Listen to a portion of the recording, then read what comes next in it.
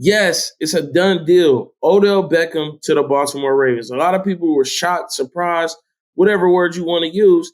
And I'm going to tell you why. Everybody thought that Odell was going to play for the New York Jets.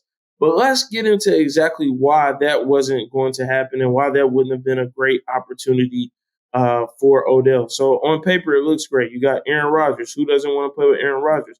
But let's look at the receiving core in New York. You got Garrett Wilson, who had a breakout rookie season and who was their deep threat who can stretch the field. You got Alan Lazard coming over from Green Bay as a part of Aaron Rodgers' requirements, and he's that big possession receiver. You got McCole Hartman coming over from Kansas City to be a part of that receiving core as well. And then you would have had Odell. There's only one football, guys. You can't throw to all four guys at the same time. That's a crowded receiving room.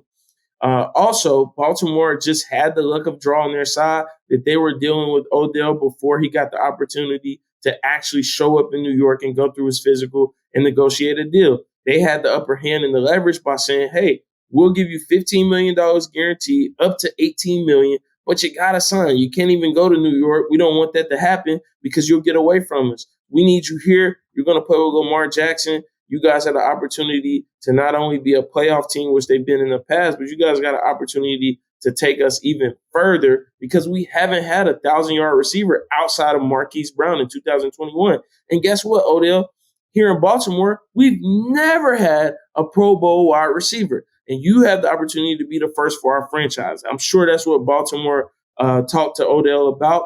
And I'm sure before he even showed up in Baltimore, he got on the phone with Lamar and said, yo, are you leaving? Are you staying? Are you even entertaining it? Lamar had to tell him, hey, we're having negotiations. I'm open to staying if they get everything right. I believe that Lamar Jackson is going to sign a deal with upwards of $150 million of guaranteed money in the coming weeks. I believe we'll see it. He's earned the deal. Let's be real. As an MVP, as a guy who hasn't had a major injury. He was hurt last year, but it wasn't a major injury. And he did the smart thing by not playing on it. We saw what happened with RG3 when he tried to be the franchise guy and play hurt and ultimately ended his career because of that devastating injury that he had through playing hurt. So Lamar Jackson is going to stay in Baltimore. It's all but done at this point in time. Again, I believe that deal is going to be upwards of $150 million guaranteed. We'll see that in the coming weeks. Odell is now there. They got their opportunity to get a Pro Bowl talent wide receiver who's coming off of an injury but had a significant amount of time to rehab that. So I think he'll be healthy. I think he's got something to prove to the league for guys that were offering him these low numbers and teams that didn't want to bring him in. Cowboys had an opportunity. They went a different route with Brandon Cooks.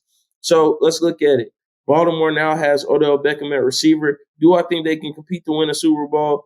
I think it's possible. I think some other things are going to have to fall in place. They have a great defense as they've always had. They play in a very tough division. You got a Steelers team that's only gotten better.